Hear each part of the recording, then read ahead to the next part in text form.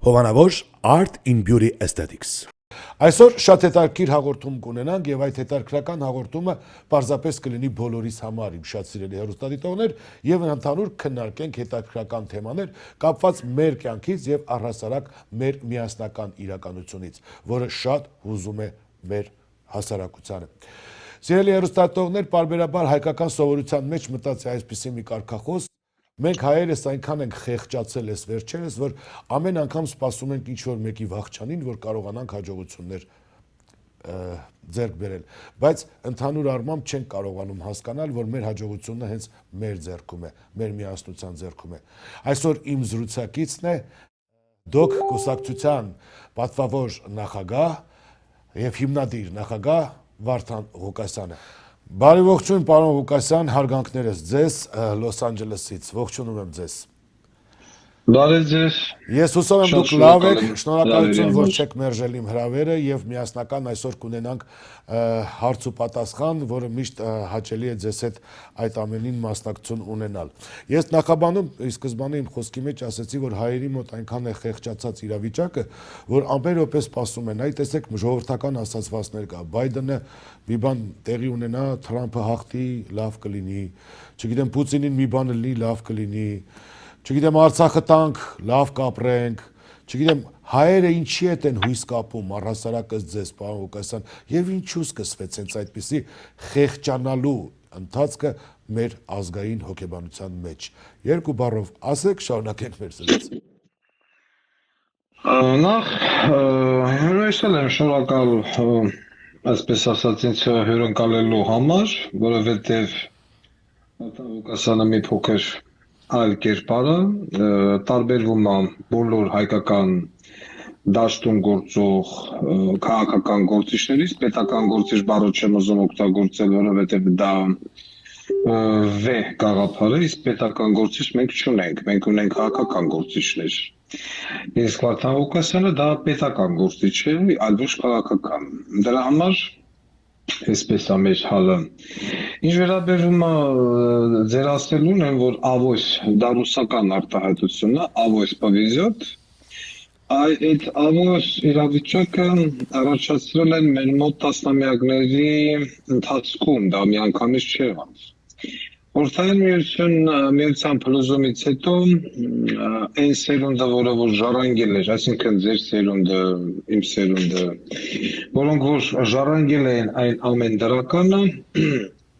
դրանց գերակշիռ մասը հեռացավ Հայաստանի Հանրապետությունից, լուծվեց, լուծարվեց այս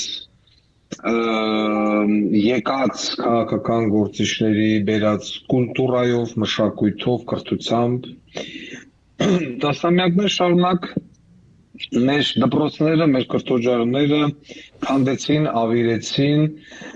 իրենց կրթական բարեփոխումներով, բլեյանական ծրագիր, գրողուսեր ցավական ծրագիր եւ այլն։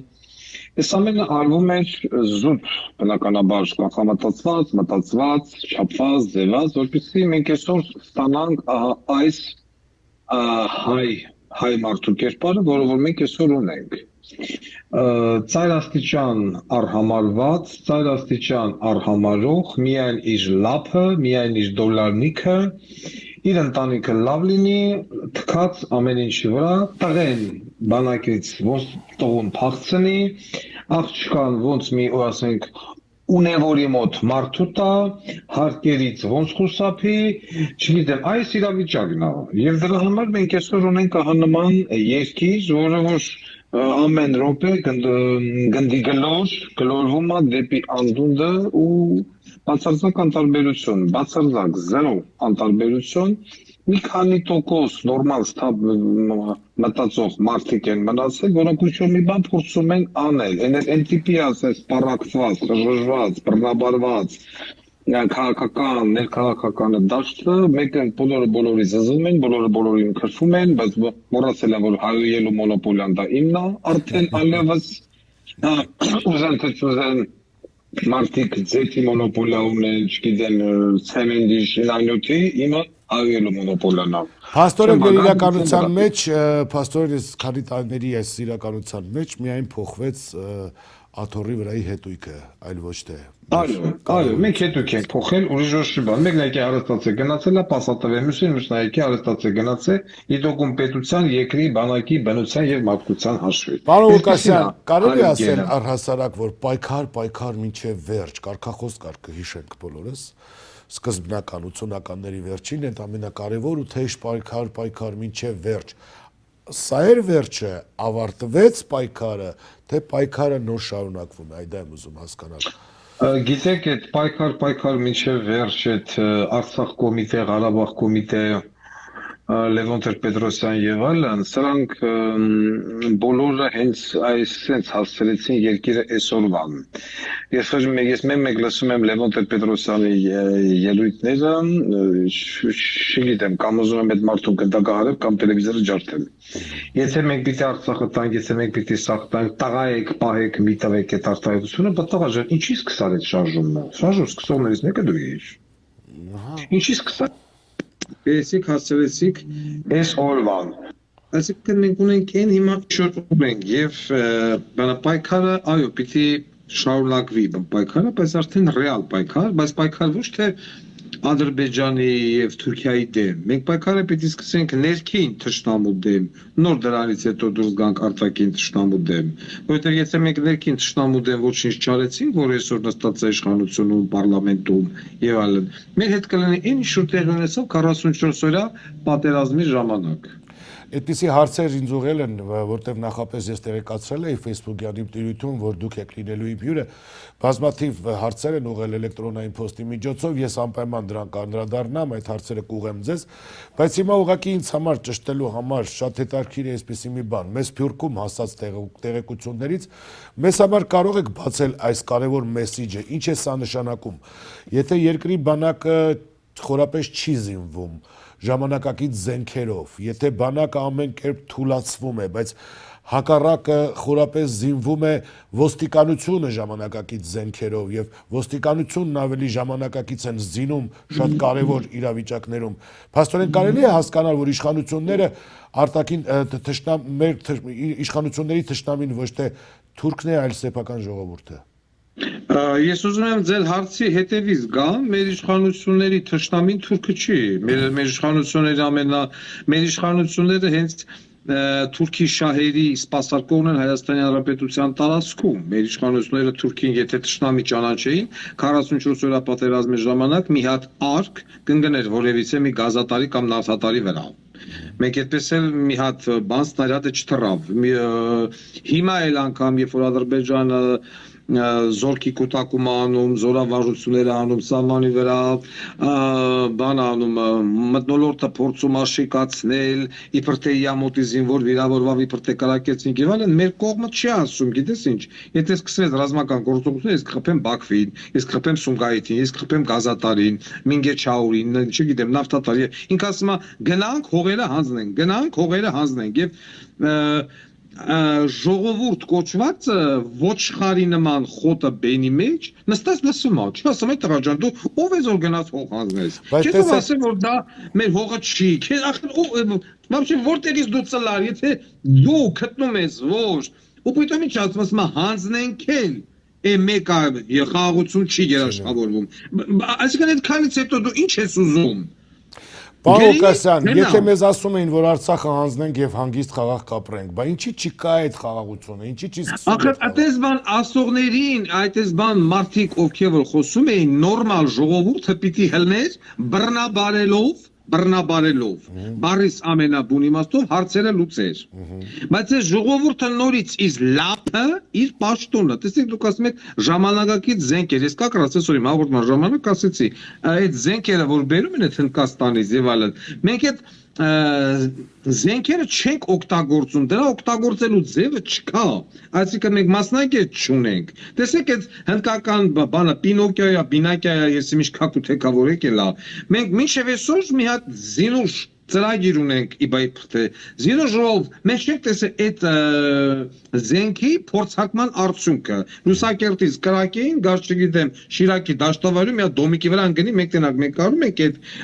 արտասահմանյան զենքով խփենք բանի նշանակետին այսինքն դու պիտի ցույց տաս որ դու այդ զենքից օգտվել ես գիտես եւ ադրբեջանել ասես տեսար ինչ հաջող փորձարկում էր հաջորդը կլինի քո Մինգեչաուրի ջրամբարի գլխին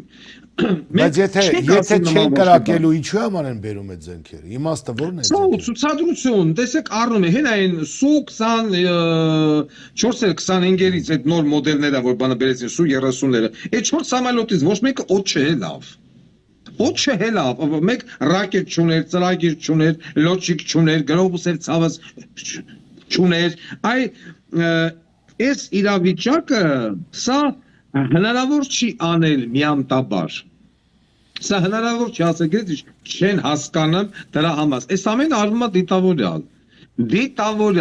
Պարոն Ղուկասյան այնպեսի տպավորություն է հաճախ շփվում ենք հասարակության հետ եւ առհասարակ կարծում եմ ես հիմա ինձանից բաներ չեմ հորինելու եւ դա իրականություն է ժողովրդի մեջ այնպեսի արտահայտություններ են ձևավորվել որ տոստեղ ազգ չկա Դուք եք հաճախ լսում, տոստեղ ուրա ժողովուրդ, այս արտահայտություններն ենքան ցավի մեծ բովանդակության մեջ են ներշնչանք տալի մեկը մյուսին, որ ուզում ես մի պահ հասկանալ, որ այսքան ազգովի զզվում ենք իրարից եւ ասում ենք ստեղ ազգ չկա, բայց այդ ասողները որ ազգից են։ Ինչի համար է եղավ։ Որտեղից ծնվեց, որտեղից ծնունդ առավ այս ազգամիջյան, այս ոչ միասնական, այս ոչ լավատեսական իրավիճակները։ Այսինքն ինչ է կարծում, հետաքրքիր է ողջ հայության, այս 10 միլիոն հայության, տենց վերագրենք, 10 միլիոն հայության մեջ իրականում քանի հոգի է հասկանում, թե ինչ օին են բերել մեր գլխին։ Գիտեք ինչ, Ստեղ ազգ չկարտահայտությունը ես դրա հետ համաձայն եմ, նաև ես էլ եմ համաձայն։ Ինչի եմ համաձայն։ Նայեք, ես Ամերիկայի ժամանակով արդեն 3 Երևան քաղաք ավիատրանս հյուրանոցում Վարդան Ղուկասյանը կազմակերպեց զինվորին տրամադրվելիք տուշոնկի դեգուստացիա։ Ասեց եկեք տեսեք ինչ եք տալիս դուք ձեր զինվորին։ Եկան տեսան համոզվան որ ուտելու բան չէր դրեցինք շան դեմը շունը գլուխը թեքեց վիրավորված ելավ գնաց նորմալ երկրում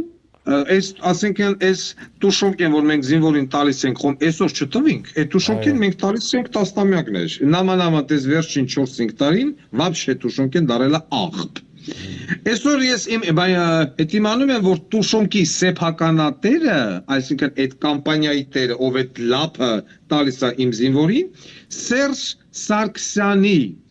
օգնական ասեմ, քարտուղարուի ասեմ, սենց մոզերով, սաթիկ կար, սաթիկի փեսենա։ Առքես նախկիններ, առքես ներկաներ։ Հասկանում եք, այսինքն, եթե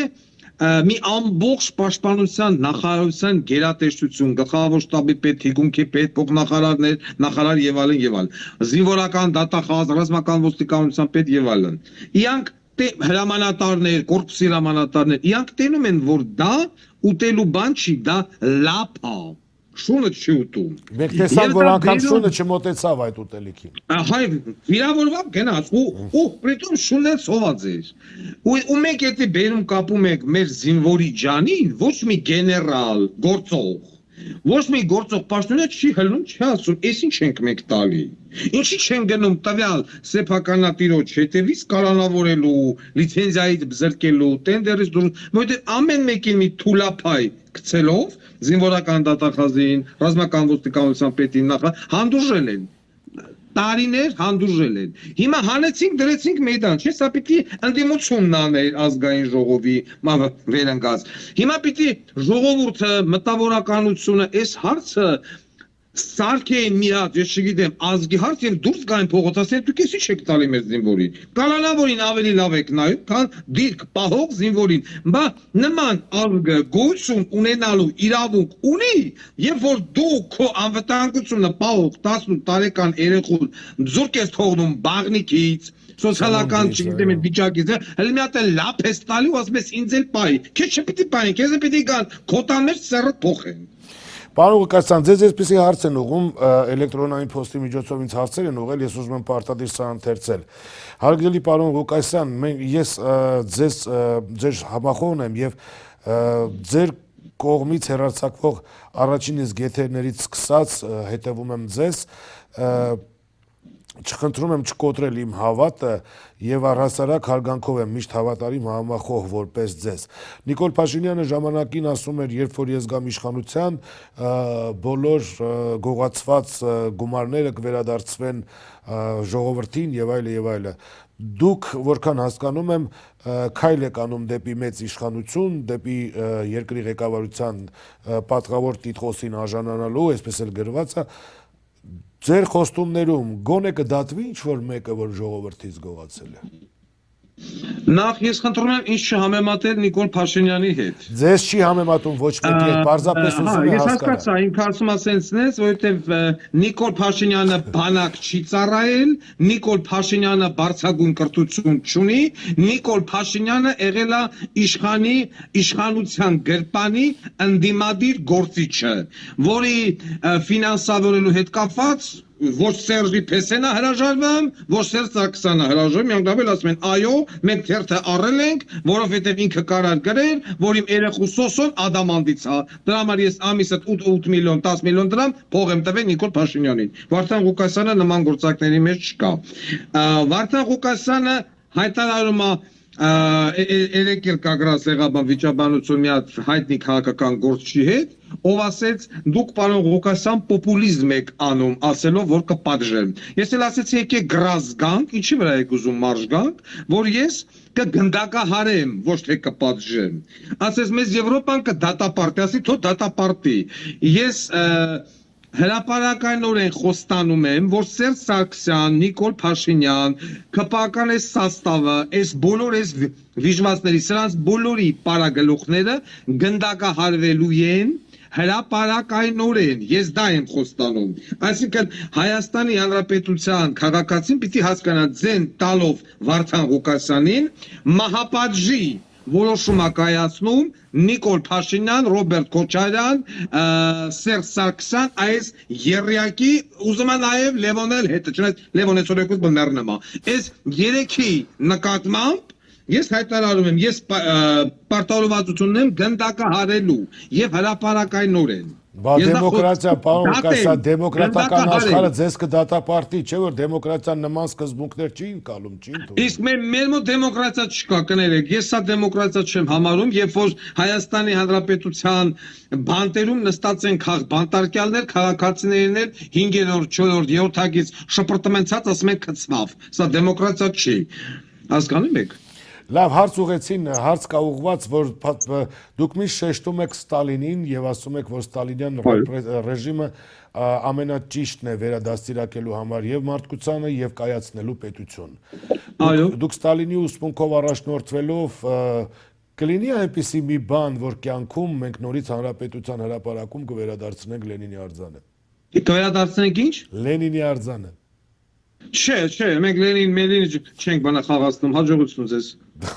Նման հարց էին ուղղել ձեզ։ Չէ, Երևի կոմունիստական հարցեր, չգիտեմ։ Չէ, ես կոմունիստ չեմ։ Այո, կոմունիստական կուսակցությունը շատ լավ բաներ ուներ, անվճար ուսում, բժշկություն եւ այլն, նույնը կարելի է անել առանց կոմունիստական կուսակցության գաղափարների։ Շատ հաճախ նախկինում դուք ասել եք բաներ, որոնք հետո ինքներդ հերքել եք։ Օրինակ, Կարդամ, երևի հարցը։ Ես չգիտեմ ինչ հարց է գրած։ Հերքել եք, որտեղ անդադ հարցեր են գալի։ Հերքել եք ինչ պատճառներից ելնելով, ինչպես օրինակ, որ երբեք չեք հավակնի վարչապետի պաշտոնին, որքանով կարող եք վստահ լինել, որ իշխանության գալու դեպքում դա չի կրկնվի, օրինակ նախկինների եւ ներկաներին դատելու հարցը։ Դուք կարծում եք նախկինների ներկաների ինչը։ դատելու հարցը։ Ես նորից կրկնվեմ, որ Այո, էնդեմի ժամանակները ես հավակնություն չեմ ունեցել, վարչապետի հավակնություն հետ ունեցել եմ հակակոռուպցիոն կոմիտե կամ ազգային անվտանգություն։ Բայց երբ որ ես նայում եմ այս իրավիճակը, որ իմ խելքին երկրորդ մարդուն ես չեմ կարողանում գտնել, իմ խելքի երկրորդ մարդու ես չեմ կարողանում նաև վստահել, որ չէ, կարողա все-таки ինչ որ մեկը գա, տենա դոլարի քաշը, ծանոթ բարեկամ խնամի եւ այլն եւ անի այն ինչը որ ես չեմ ուզում, պիտի ինքը անի հակառակը։ Այսինքն երկրորդ Արտակ Գալստյան ես չեմ ուզում ծնեմ եւ հետո դնեմ թաղեմ։ Դրա համար ամբողջ պատասխանատվությունը ես վերցնում եմ իմ վրա եւ նորից կրկնում եմ Վարդան Ղուկասյանը հրապարակայնորեն հայտարարում է Սերժիկ Ռոբիկ Նիկոլ Ռաստրել։ Բայց պետք է քննարկել այդ հարցը, դες ռաստրել միանգամից, պարոն Ղուկասյան, դες Չէ, ռաստրել միանգամից, գնդակահարություն, բայց սուդա իսլեստիա, որովհետև ես բանը նորից գցել դատարաններով, նորից չգիտեմ դատախազը դատի չկա, դատավորը ծննդաբերի, չի լինելու տես բան։ Միանգամից մենք հասկանում ենք, որ սրանք պետք է, այսինքն ստեղծվում է տրոյկա, ոնց որ Յոսիֆ Ստալինի ժամանակ էր, նստում էր մի քանի հոգի, գործերը արագ շփթփ քննարկում են մի քանի ժամվա մեջ, Չաուշեսկու նման, հան հրապարակի մեջ տեղը գյուլում են։ Բայց պարոն Ղուկասյան, չէ՞ որ Ստալինի ժամանակ երբեմն սխալներ են եղել, այնպես չի որ 100%-անում։ Բայց Ստալինի ժամանակ սխալներ եղել են, բայց հիմա դուք ինձ ուզում եք ասել, որ Նիկոլը իսկ գնդակահարման ենթակա չի։ Դա ձեր խորհուրդը կորոշի կարծում եմ։ Չէ, հարց։ Այսինքն կա մի մարդ, որ այսօր կարա ասի, որ Նիկոլ Փաշինյանը գնդակահարման ենթակա չի կամ Սերժ Սարգսյանը։ Նրանք անմեղ մարդիկ է։ Հիմա դուք ինձ հարց եք տալի, պարոն Ղուկասյան։ Չէ, հարցնում եմ, այդուն հարցնում կա մի մարդ Հայաստանի Հանրապետությունում խելքին։ Չեմ ասում զոմբի մարդկային Ես մենակ կարծում եմ, որ այս 30 անմեղ։ Ես կարծում եմ, որ այս 30 տարիների մեջ կարելի է ունենալ բացառապես ավելի լավ երկիր։ Մեջով ես խոմ չեմ ասում վեկալ ենք, չգիտեմ, մի հատ տաքսիստի փողոցի մեջտեղից վեկալ են բերել, բան գնդական։ Ոչ, այս քաղաքական դեմքերը, սրանք երկիրը այս օրվան հացնելու, երաբելուրը 5000-ով լցելու, աշվանդամների քանակը 10000-ով ավելացնելու, երկրարտակին պարկը 11 միլիարդ հացնելու, երկիրը այս վիճակի մեջ մկցելու եւ այլն ենթակային գնդակահարման, վերջացավ։ Պարոն Ղուկասյան, նաև այսպեսի մի հարց կա կապված ձեր գործունեության այս ընթացքից, որը ոչ շատ պարբերաբար լինում է բանակում չծառայածների վերաբերյալ։ Այո։ Դուք տեղադրել եք ձեր հաղորդումների մեջ հեռախոսահամար, որոնք բաց են եւ կա այդպես ինֆորմացիա, որտեղ մարդիկ փոխանցում են այդ հեռախոսահամարին տարբեր անուններ, ազգանուններ, հասցեներ եւ այլ եւ այլը։ Դուք ինչու եք, որքանով եք դուք չճշտված այդ աղբյուրները մասսայականացնում, այսպես են հարցանում։ Միգուցե դուք չճշտված աղբյուրների մասին եք անգամ խոսում։ Եվ դա որքանով է ճիշտ։ Եվ բացի դրանից, եթե տվյալ մարդիկ իրենց փաստաթղթերը ձեզ ուղարկեն, որ նրանք ազատված են բանակից որոշակի հիմքերով, դա դուք հիմք կընդունեք եւ այլևս չեք խոսի այդ մասին։ Նման հարց կա այսպես։ Բացատրեմ։ Ուրեմն ես շատ խիստ կասկածում եմ, որ երկնային գրասենյակը, ինչ էր էս գյուղի անունը, մի րոպե, եկեք Վարդաձոր։ Օրինակ Մարտունու Վարդաձոր գյուղը, երկնային գրասենյակը որոշել է, որ Մարտունու Վարդաձոր գյուղը պիտի բոլորը տնով, տեղով, աղբերներով, բոլոր սաղ դառնան հաշվանդամ։ Հիմա Ձեզ որ նայում ես, Էձիկի երկու տղեկը, Ռուդոյի երկու տղեկը, Ալիկի երկու տղեկը, Արմենակի երկու տղեկը, Արմենակի աղբոր տղեկը, Ռուզոյի տղեկը, Մամիկ, այս են որ նայում ես, բոլորի տղեկը, զույգ, սա հիվանդ են։ Այդտենց է եղել։ Հիմա ես առաջին հայացքից որ արդեն ես նայում եմ, ես հասկանում եմ, որ ցես բան բացառվում է։ Երկնային գրասենյակը չէր կարա ասենց դաժան գտնվեր մի ամբողջ գյուղի նկատմամբ։ Ասել ով երկու տղա ունի, կիսաղը դառնա հիվանդ։ Այդպես չի լինում։ Սա մեկ։ Երկրորդը, այո, հնարավոր է, որ ինչ որ մեկը ունենա հիվանդություն։ Հա? Այդ ունենա, օրինակ ոնց որ են ռեկտորի տղեն ուներ ասիգմատիզմ, բայց ասիգմատիզմը մինչև -5 էր խոսքի։ Իրանք տվել էին դոլարնի, -5-ը դարել էր -7։ Իտոքում ասում եմ ինք իմ երեխեն հիվանդ է, ունի ասիգմատիզմ։ Այո, ունի, բայց այն թիվը չի որ ազատվի։ Շարունակեմ։ Այո, հնարավոր է նաև, որ իրոք հիվանդ երեխա է, կողի հարևանը այտենց վատ մարդ է, մեր հարևան քնալն է։ Վեկալել է զանգել է, հաղորդումը տվել է Վարդան Ղուկասյանին։ Մի րոպե, Վարդան Ղուկասյանը ի վիճակի չի, որ բոլորին ստուգի։ Դրա համար կա ռազմական ոստիկանություն, զինվորական դատախազություն, որոնք աշխատավարձ են ստանում, թող գնան ստուգեն, տենան ազատված է, թե ազատված չի, հիվանդը թե հիվանդ չի։ Ես պարտավոր չեմ ամբողջական ինֆորմացիան ստուգելու։ Պարոն Ղուկասյան, դուք ասացիք, որ դուք մարդիկ տալիս են դոլարնի, ձեր բառապաշարով ասեմ։ Հիմա մարդիկ տալիս են, թող չվերցնեն, չազատեն, մարդիկ տալիս են, չէ՞, կա համակարգ, ուրեմն մարդիկ տալիս են, այսպես սկսենք։ Այո, այդ համակարգը, մարդիկ տալիս են։ համակարգը ստեղծողը ով է։ Իշխանությունը։ Ես չեմ կարծում ազատվողն է։ Ես չեմ կարծում ազատվողն, ով դոլար է տալի։ Ես ազատվողին մեղադրում եմ ամենավերջում։ Ազատվողին հնարավորություն են տալի։ Ստեղ մենք ունենք ազգային անվտանգություն, որը չի աշխատում, զինվորական դատախազություն չի աշխատում, ռազմական ոստիկանություն ՄՎԴ չի աշխատում։ Եթե վաղը մյուս օրից կետորը գալու է։ Իշխանապողության արդյունքում այս նույն Վարդաձորի այդ սաղ բժիշկները, ովքեր որ դրես ստորագրել են, Վարդան Ղուկասյանը սաղին հավքի լցի KGB-ի պատվալը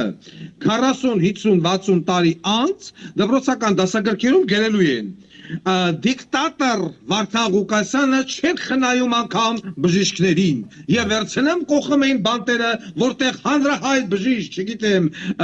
ուրոլոգ, նևրոպաթոլոգ, ոսկրաբան, պրոֆեսոր Պողոս Պողոսյանը մահացավ կտանքների մեջ Վլադիմիրի բանտում, այ ոնց գնում են, բայց չեն ասի հարգելի սերունդներ, այս բժիշկները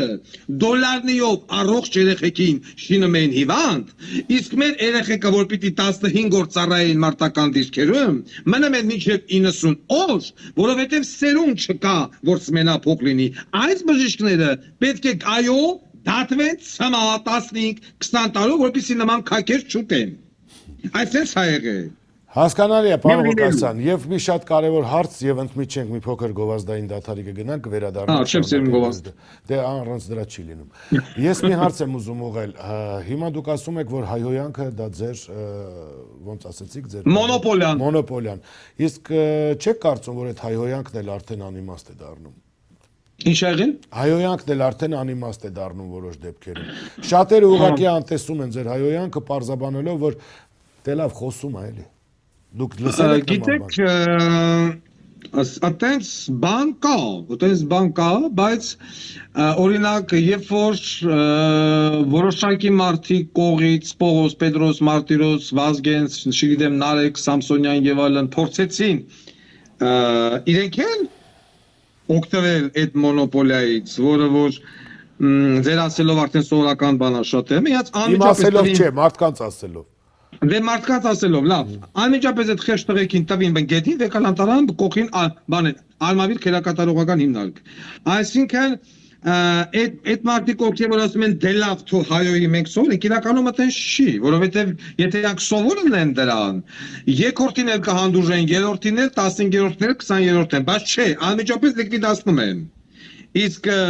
նորից այդ փարոսը մնում է Վարդան Ղուկասյան, որովհետև թաթիկները չեն հասնում եւ անկարող են։ Այդ է խնդիրը, թե չէ, ինչի՞ թե որևիցե նորմալ մի մարդ, ով ունի տուն տեղ, ընտանիք, սերունդ, սիրուհի, boyfriend եւ այլն, կարող ասի, դե ոչինչ, հայոյումա թո հայոյից արդեն սովորեմ, չէ, որովհետև մենակ հայոյանքը չի։ Հայոյանքի հետևից գալիս է կոռուպցիոն փաստ, հայոյանքի հետևից գալիս է թռած բանակի փաստ։ Ինչու՞ մի փաստաթուղթ անպայման վարկաբեկող մարդու կերպարը բացող մենք դնում ենք, ով չենք մտնում, եթե մենակ ասեմ, գանձերտուն ձեր տնից գնամ։ Մենք տակը փաստ ենք դնում։ Եվ այդ հայոյանքով ցույց ենք տալի տվյալ մարդու հանցագործ կերպարի վրա համեմունք ենք լցում, կանաչի, պետրուշկա, սխտոր եւ այլն։ Հետո։ Պարոն Ղուկասյան, ընդամենը մի փոքրիկ գովազդային դաթար, վերադառնանք շարունակենք մեր հետ։ Բնակ։ Ուզում եմ կրկին անգամ հիշեցնել ձեզ, իմ շատ սիրելի հեռուստատողներ, մեր հաղորդման գլխավոր հովանավորի մասին Art and Beauty Aesthetics բժշկական կենտրոն, որտեղ տեղական ցավազրկումով նորություն ունեն։ Դուք կարող եք նիհարել անմիջապես, բնականաբար պրոֆեսիոնալ մասնագետները բժիշկը ձեզ համար հոգատար կլինեն այդ հարցում։ Լայպոսկոպիկ առանց քնացնելու եւ բնականաբար շատ հարմարավետ հեռացնելու ձեր ավելորդ ճարպերը եւ առասարակ Art and Beauty Aesthetics բժշկական կենտրոնը պարզապես հրաշքներ է գործում։ Չմոռանաք իմ շատ սիրելի բարեկամներ, զանգահարում եք 818 450 0050 հեռախոսահամարով եւ այցելում եք։ 664 West Broadway հասցեում գործում է Art in Beauty Aesthetics բժշկական կենտրոնը։ Կենտրոնն առաջարկում է հետևյալ ծառայություններ. ազատվեք անցանկալի դեմքի կնճիռներից, տարիների կորցրած դեմքի թարմությունը վերականգնեք մեզ հետ միասին, ազատվեք անցանկալի մազերից, պահպանեք, ամրացրեք, առողջացրեք ձեր գլխի մազերը, անցանկալի ճարպերի հյուսվածքներից ազատվեք մեզ հետ միասին, մաշկի ձգում, դարմացում, բիգբետների հեռացում, պարանոցի մաշկի դարմացում եւ ընդհանրապես, եթե ցանկանում եք ունենալ ավելի երիտասարդ տեսք, ավելացնելով ձեր ինքնավստահությունը, ձեր ընտրության ճանապարհը մեկն է Art in Beauty Aesthetics 818 450 0050 Համեցեք մեզ մոտ ընտանեկան ջերմ մթնոլորտը Յուրահատուկ համերն ու աննախադեպ գները խոստանում։ Հավի քյաբաբ արժեքը 6.99, հավի կրծքամիս 7.99, Երևանյան լոլիկով ձվածեղ չուգունետ հավայի մեջ արժեքը 9.99, տավարի քյաբաբ 7.99, պատվերները կարող եք նաև կատարել օնլայն։ Պատվիրեք համով, հոտով և մատչելի հայկական ավանդական թոնրի խորովածը Պապայի բարբիքյուից։ Pork chops, pork պատրոնդաշ, boneless pork, համտեսեք և վայելեք իրական թոնրի խորովածի համը։ Շատ համով է։ Պատվերները կարող եք կատարել օնլայն կամ զանգահարելով 401 777 0777։ Նաև կարող եք այցելել Նոհոյի մեր լոքեյշն։ Սիրով սպասում ենք։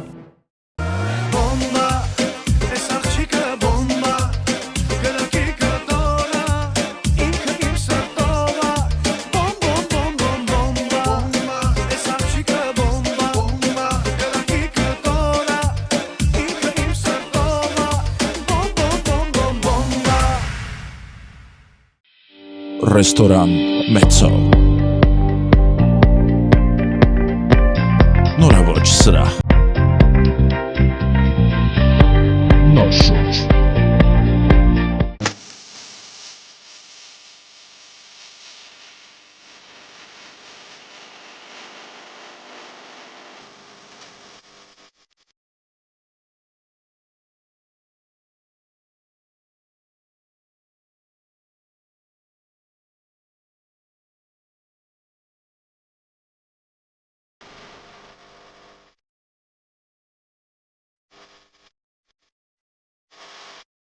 Մենք վերադարձանք գովազդային կարճ դադարից եւ իհարկե շարունակում ենք մեր զրույցը, տեղեկացնում եմ դուք հետևում եք մեզ Գրիշա Սանդալյան YouTube-յան ալիքով, այնպես որ կարող եք բաժանորդագրվել, իսկ այսօր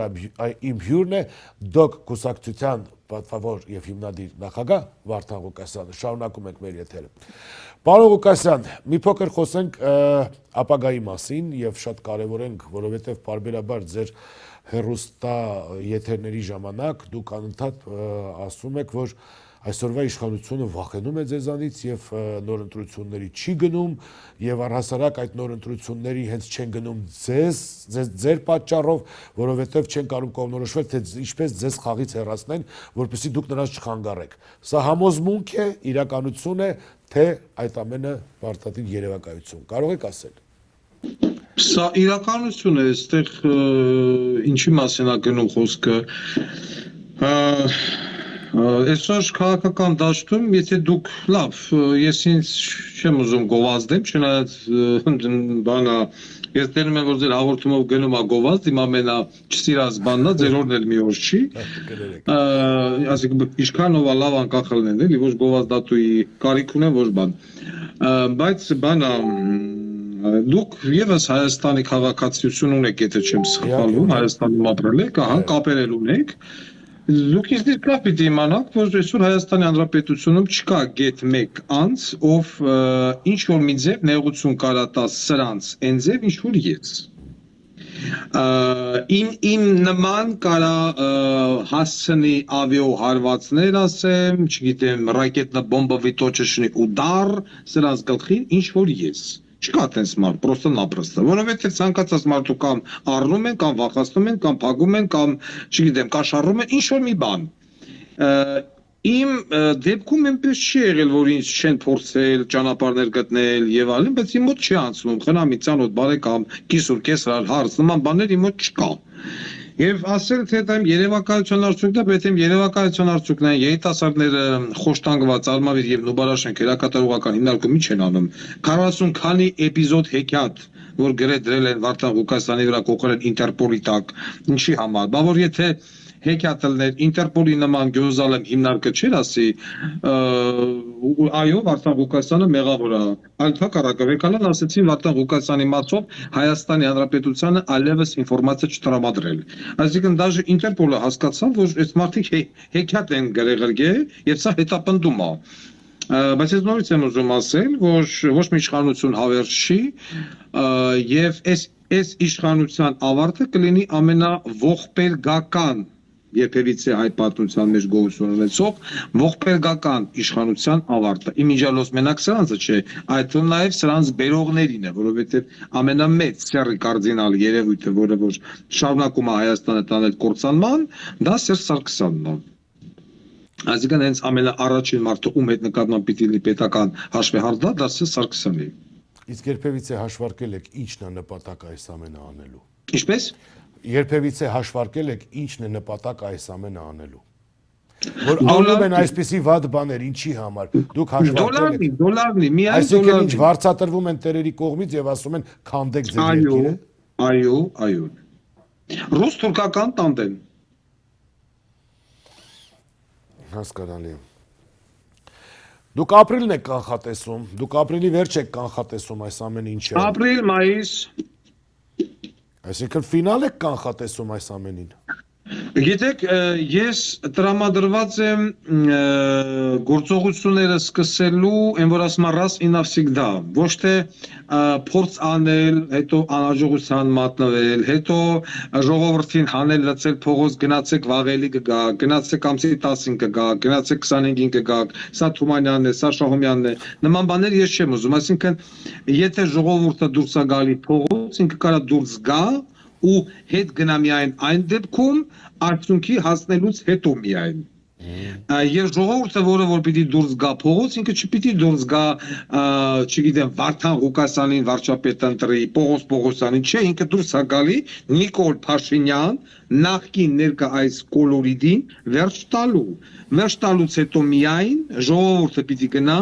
ժողովրդավարական, թափանցիկ ընտրությունների։ Ժողովուրդը որոշի, ինքը ուզում է բերի Վարդան Ղուկասյանի նման մի մարդու, ով չի խաբում, ասում է, գիտես ինչ, ես եկա, սրանց վերջը մահապատիժն է։ Թե այն մարդկանց, որ հիմա նրանք գան, ինչ որ մեկ այլ քաղաքական դեմ, ու հիմա այն սկսի անել այն, ինչ որ անել են սրանք, գրփել, չրփել, պարտվել, հանձնվել, բանակնավիրել, քանդել, այսինքն ես հասկանում եմ շատ դեպքերում ժողովուրդը սխալվում է, ոնց որ օրինակ 2018-ին եղավ, 2021-ին եղավ, բայց ես հուսով եմ, որ այս երիտասարդ սերունդը, որի վրա ես հիմնվում եմ, այս ամեն օր տասնյակ քաղաքացիներ դառնում են 18 տարեկան, այս երիտասարդ սերունդը ավելի հասկացող, ավելի կշռադատող, ավելի ատենում, որ նախկիները ինչեր էին, ներկաներն ինչեր են, այն քֆուր տվող ձանձան մեզ դուր է գալի։ Ես օրեկան երևի տասնյակ նամակներ եմ ստանում այդ տարիքի երեխեքից։ Եվ այս ընտրող մասան, որը որ գալու է, զինվորները, սպաները, բժիշկները, ուսուցիչները եւ այլն, նրանք ընտրելու են բնականաբար Վարդան Ղուկասյան։ Պարոն Ղուկասյան, այնքան հետաքրքիր է, որ դուք պատասխանում եք բոլոր հարցերին եւ ես այստեղ կողմնապահություն չեմ անում, բոլոր հարցերը ուզում եմ ընթերցեմ մեծ մասամբ, հետեւելով ձեր եթերներին գալիս ենք այն եզրակացության, որ դուք մտակ քաղաքականություն ելնելով Վրեժի ծարավից։ Այո։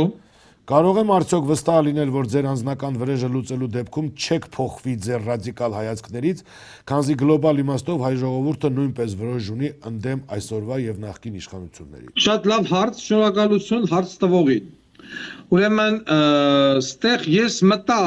քաղաքականության մեջ, այդպես ասեմ, կամ առհասարակ մարդամեջ, վրեժի էպիկենտրոնը Գասպարյան Վովա Արշակ։ Այդ երկուսն էին։ Բայց այսօր այդ վրեժի էպիկենտրոնը իացավալով այնքան է մեծացել։ Այդտեղ մտնում են Սերժ, Նիկոլ, Արգիշտ, Աբաս, չգիտեմ, Մայրապետյան, Գրզո, ընդեր չգիտեմ, Դոդիգագով, այսինքն այնքան մարդամտ է դրա մեջ, որ այդ վրեժի ծարավը կամ այդ ամենը կարգի բերելու պահանջելու են տարիներ եւ ասենքան էշի եկանք սրան տարանք սինբերտ բնապրծանք չէ գումարած դրան Արցախյան պատերազմ 44 օրյայի 5000 զոհեր ես միշտ մի բանից եմ իմ կյանքի մեջ հիմա վախենում ես ոչ մի կենթանուց չեմ վախում շուն կլնի գել կլնի կատու կլնի ուժս կլնի ինչ ուզում ալի ես մենակով գերեզմանի միջով մտնում հլմեմ ես վախում եմ միայն երրաբլուր մտնելուց Սարսափելի այո։ Որտեղ ինձ թվում է որ ես մտա ընդե ես ընդեղից ողջ դուրս չեմ գա։ Այո, շատ մարդիկ էլ հենց այդպես են։ Եվ այդ ամենը տենալով հետո ես ասենք պիտի ինչ անեն այն հրամանատարներին, որոնք զորքին դուրս բերելու փոխարեն դուրս են բերել կոֆեի ապարատները։ Այն հրամանատարների, որ տեխնիկան ոչնչացնելու կամ դուրս բերելու դեպքում իած անձնական խոզերին են փակցրել։ Նման մարդիկ իրավունք ունեն ապրելու։ Իսկ ես այդ մարդիկ նորից պաշտոնավարում են որպես հրամանատարներ, այսինքն այն չիստկեն, այն սանիտարական աշխատանքները, որոնք որ սպասում են Հայաստանի Հանրապետությունում, դա տևելու է 6 ամիս։ 6 ամիս, ես ասելու եմ, սիրելի Եվրոպա, սիրելի Միացյալ Նահանգներ, 6 ամիս դուք մոռանում եք Հայաստանի Հանրապետության տեղը։ Մենք դռները փակում ենք, նա կապիտալի ռեմոնտ։ Բայց պարոն Ղուկասյան, դուք ինչքանով եք վստահ, որ այդպիսի նվիրված թիմ եք ունենալու։ Դուք արդեն եւս մեկ անգամ ասեմ, որ ձեր կողքը եղան մարդիկ, ովքեր ձեզ նվիրված Ես բացատրեմ նաև այդ հարցին, այդ կողքի եղած մարդկանց ես անձամբ չեմ ճանաչել։ Այդ կողքի եղած մարդիկ եղել են վստահություն Արտակ Գալստյան, Արտակ Գալստյանի կադրերն են եղել։ Իմ կադրերը, որոնք որ ես եմ ընտրել, իմ կադրերը մնացին ինձ մինչև վերջ հավատարիմ անգամ բանում քաղաքապետարանում իսկ ազգային ժողովի падգամավորների ցուցակը որոնց անձը իսկությունը ես պահում եմ գաղտնի մինչև X պահը դա այն մարդիկ են ովքեր որ ինպես լծված են անձնական վրեժով մարդիկ ում ես ճանաչում եմ 10 տարի 15 տարի 20 տարի այսինքն Այն որ ամենա այն վերջի գաղտնիքով, վերջի թերությունով, բնավորության գծով ես այդ մարդկանց գիտեմ։ Եվ իմ մարդկանց վրա ես վստահ եմ։ Օրինակ հիմա նույն օրինակ Առաքելյան Տիգրան, որը գտնվում է Արմավիր քելակատարողական հիմնարկում, ում Խոշտանգեցին կամ Անդրանիկ Արմանդարյան կամ Արման Մկրտումյան։ Այն Էլեկտրաշոկը ամորձապարկի տակից մցերին վզիտակից անին։ Այդ մարդկանց դեմը ինչ ուզում ես բետի։ Այն մարդիկ ամբողջ օրը նստած աղոթում են, եւ պիտի դուրս գան, Արգիշտ մորթեն, Քնիչ մորթեն, Դատախաս մորթեն, Նիկոլ մորթեն, այդ մարդկանց դեմը դա չի անցնելու։ Այսինքն ինձ ես հավաքում եմ այնպիսի մարդկանց, որոնց աչքի մեջ լցված է արյուն,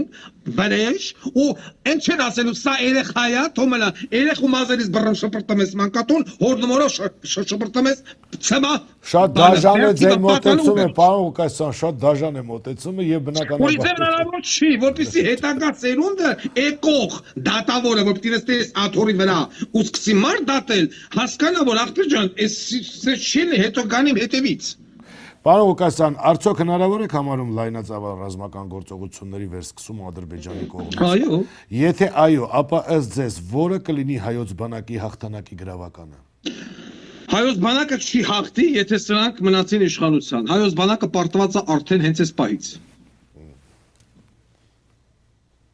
Վերջացավ պատասխանը, որտեղ հերոստատողներն էր հետարկում։ Եթե հիմա այս պայդրության վերսկսվի ռազմական գործողություններ, որը սարերի յետևում չի, եւ ժողովուրդը բանակը, զինվորականները կամ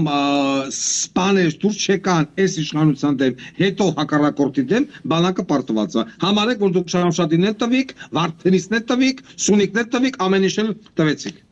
Պարոն Ղուկասյան, այսպեսի մի հարց եմ ձեզ ուղղում, մտավախություն ունեք արդյոք, որ մի օր Հայաստանը կարթանա առանց Նիկոլ Փաշինյանի, քանզի վերջինս կարող է երկրից փախնել որևէ երկիր։ Եթե այդպես բան տեղի ունենա, կարող է քայլեր ձեռնարկել նման փախուստը կանխելու համար։ Նիկոլ Փաշինյանը հիմա փախնելու միտում չունի։ Ինչ ա եղել Նիկոլ Փաշինյանին, ով է Նիկոլ Փաշինյանի խանգարում, որ ինքը հիմա փախնի։ Նիկոլ Փաշինյանը ընդհակառակը վերջինիս շատ ջերմ հարաբերությունների մեջ է տակից ռուսների հետ, խաբելով եվրոպացիներին, ամերիկացիներին, քոլմստելով եւ այլն, նա կփախնի այն ժամանակ, փորձի փախնել այն ժամանակ, երբ որ ժողովուրդը դուրս գա փողոց։ Երբ որ չեմ ուզում նման բան ասեմ, բայց երբ որ Զոֆի առաջին ոստիկանը այն ժամանակ արդեն երբ որ սկսվեց մասսայական անկարգությունները, իսկ ես նման բան եմ տենում։ Հիմա միգուցե ես, չգիտեմ, սխալվում եմ կամ այդպես չար մարդ եմ, բայց ես դա տենում եմ։ Ես տենում եմ արունահեղություն, ես տենում եմ փողոցներում մարտի մեկյան սցենար։ Ես այդ ամենը տեսնում եմ։ Եվ այդ ժամանակ նրանք կփորձեն փախցնել։ Ես չգիտեմ ով կփախցնի։ Կարող է նրան հաջողվի փախնել, բայց ես այդ դեպքում նորից խոստանում եմ, որ աշխարհի որ ծայրն ուզում ա լինի, ես Նիկոլ Փաշինյանին անպայման կայցելեմ։ Դուք կարծում եք այդքան հեշտությամբ տերերը կհամաձայնվեն այդպիսի սցենարների, որ հեշտությամբ այդպես ծիրողություն փոխվի Գիտեք, եւ այսպես ուղակի ժողովրդական ցասում տեղ ունենա եւ գա ինչ-որ մեկը եւ վերցնի իշխանությունը առանց տերերի։ Նման բան հնարավոր է իրականություն։ առանց ինչ։ Առանց տերերի։ Առանց տերերի։ Ստեղ գիտեք ինչ, ամենավտանգավոր կենթանին ասում են մեկ բանն է, գազազած ոչխարը։ Երբ որ մարդը, երիտասարդությունը, ժողովուրդը լցվեց փողոց, այս պայդրությամբ Նիկոլը ձեռատալի բոլոր տերերին, թե ադրբեջանցիներին, թե թուրքերին, թե ռուսներին, ինչքան էլ որ ինչ-որ հակառուսական բաներ են խոսում։ Բայց եթե ժողովուրդը լցվեց փողոց եւ իրավիճակը դարավ անկառավարելի, մի հատ, չգիտեմ, քյալեն թափած մեկը վեկալավ զենքով տվեց մի երկու հատ ոստիկանի փռեց գետի, ասում եմ, ամեն ինչ այդ պայից ալնելու եւ արդեն օջախային ձևով սաղ տրական Ստեղ ոստիկանությունը ի վիճակի չի լինելու զսպել այդ իրավիճակը։ Ուղղակի ի վիճակի չի լինելու։ Բանակն էլ չի խառնվելու երբեք։ Չի խառնվելու, որովհետև այսօր դասակի հրամանատարներ, բաշտի հրամանատարներ, գումարտակի, գնդի հրամանատարի տեղակալներ եւ այլն, նույն ազգային անվտանգությունում են միջին պերսոնալը, NVD-ի միջին պերսոնալը բոլորը հակակրանք են ապրում ներկաների եւ նախկիների նկատմամբ։ Պարոն Ղուկասյան, վերջի հարցն է այստեղ ուղղված ձեզ, ուզում եմ այս հարցը լսել, ունենալ պատասխան, ակնկալել եւ այնուհետեւ եզրափակենք մեր եթերը, որովհետեւ սահմանափակ եք։ Ձեր հաղթանակի դեպքում հնարավոր համարում եք Սփյուռքի ներկայացուցիչների աշխատանքը գործադիր եւ օրենսդիր մարմիններում, այսինքն Սփյուռքից մարդիկ կներգրավվեն Հայաստանաշինության համար։ Ես գտնում եմ, որ ասեն սահմանադրություն ունենք, այդպիսի բան արգելվում է։ Մի րոպե, ես գտնում եմ, որ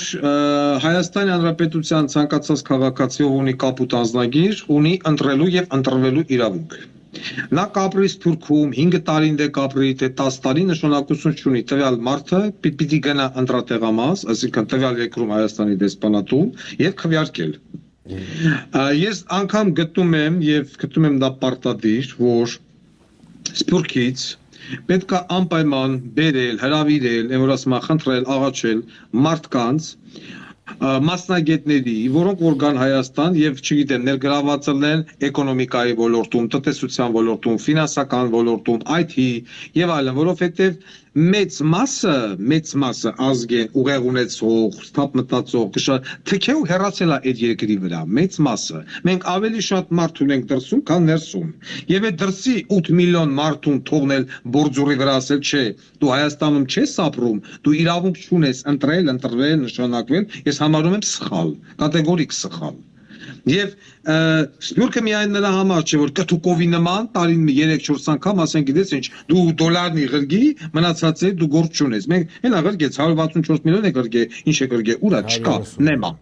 Միանշանակ գտնում եմ, օրինակ նայեք, մենք ունենք 400 քանի դատավոր, դրանց 90%-ը ենթակա է աշխատանքից ազատման, այսինքն իմ առաջին հրամաններից մեկը աշխատանքից ազատել դատավորներին, քննիչներին, դատախազ, ոնց որ արեց Սաակաշվիլին, եւ բնականաբար պիտի անհապաղ դրանց փոխարինել, ում բերել, պիտի ես բերեմ դրսից։ Դրսից։ Եվ բերելով է դատավորներին դնել, բացատրել, հարգելի դատավորներ, 6 ամիս հետո այս չիստկեն, որ պրծավ, 6 ամիս հետո դուք առաջնորդվելու եք օրենքի տառով։ Բայց անպայման չիստկից հետո, մինչև չիստկա չլինի, ոչ մի դատական գործընթաց մենք չենք սկսում։ Մնացածը այդ արագ ոտի վրա այդ դատախազական ձևով դատել կցել, նոր հետո 6 ամիս հետո մենք անցնենք առաջ։ Պարոն Ղուկասյան, շատ կոնկրետ հարց է ուղղված եւ խնդրում են կոնկրետ պատասխանել։ Վերջապես, պարոն Ղուկասյան, ասացեք, խնդրեմ, ով է ձեզ այսքան ուժ տալիս։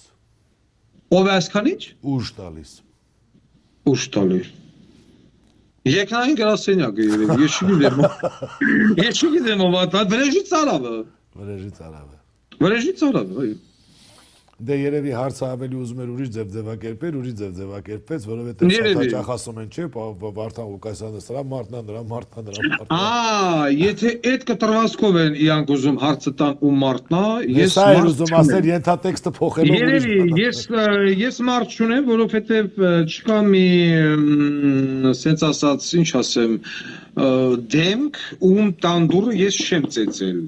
Իսկ ասենք գումարած դրան Ամերիկա մեծ, Ռուսա մեծ, Ֆրանսիա մեծ, Գերմանիա մեծ եւ այլն, ես միշտ ասել եմ, որ ով շատ տվեց։ Հիմա ինձ կտա ավելի շատ փող, չգիտեմ, զինտեխնիկա, աջակցություն Ամերիկան մեծ հաճույքով։ Մենք կդառնանք Ամերիկա մեծ։ Կտա բանը Ռուսաստանը, չնայած մի փոքր բան կասկածում եմ, որ բանը կտա, մենք տեսանք թե ինչ արեց։ Ես կդառնամ Ռուսա մեծ։ Այսինքն, որ ասում եմ, մենք շանս չունենք Հայաստանը սենց կամ Հայաստանը նենց, վերցրեք Իսրայելը, 4 կողմը, բոլորը թշնամի են, բայց այդ երկիրը բարգավաճում է, ո՞նց է ստացվում։ Բարգավաճում է, հզոր երկիր է։ Հոգ չունի, գյուղատնտեսություն չունի, ոչ մի բան չունի, հա, կաթիլային համակարգով ավազի վրա միրգ են աճացնում։ Եղբայր դու ամեն ինչ ունես, ինչ ես ուզում։ Հասկանալ է, պարոն Ղուկասյան, ես գիտեմ, որ ձեր գրաֆիկը շատ ծանրաբեռնված է, շնորհակալություն եմ հայտնում, որ չմերժեցիք իմ հրավերքը, ես ուզում եմ հաճախակի մենք լինենք եթերներում եւ ընդհանրապես մշտապես ուզում եմ ասել, որ ինձ էլ կփաստեն բազմաթիվ հեռուստատողներ, որ դուք շատ հաճելի զրուցակից եք եւ ձեզ հետ պարզապես հետաքրքիր է անցնում ժամանակը։ Շատ շնորհակալություն, որ չմերժեցիք հրավերքը։ Ես եմ շնորհակալ եւ մեկ որ ասենք բան ալնում, առիթ ալնում, ես իմ մեջ, մեկ ես իմ մեջ զրուցում եմ, ասում եմ տենաս Գասպարյան Վովան կմտածեր, որ ինչի կարող է հանգեցնի վրեժի ծարավը մարդու մեջ։ Ու ինչ արհավիր կարա ստեղծի վրեժը նման մարդկանց համար, նման անիրավ, լացիրակ, շորթող, թալանչի մարդկանց համար։ Առհասարակ վրեժի ծարավի մասին կան բազում պատմություններ, կոնկրետ Նիկոլայ Թագավորն էլ կյանքում չէր մտածի Լենինի մասին։ Շնորհակալություն, պարոն Ղուկասյան, շատ հաճելի է ձեզ հետ Ես եմ շնորհակալ։ Իմ շատ սիրելի հեռուստադիտողներ, այսքանով ուզում եմ ավարտեմ այսօրվա ծրագիրը, հետևեք մեզ պարբերաբար Գրիշա Սանդալյան YouTube-յան էջում, այնպես որ մենք կունենանք բազմաթիվ հաղորդումներ եւ հետաքրքրական զրուցակիցներ եւ ամենամենը կապված կլինի մեր իրականության հետ։ Շնորհակալություն, ապրեք խաղաղությամբ, եղեք երջանիկ, եղեք ապահով, ցտեսություն։ Հովանավոր Art in Beauty Aesthetics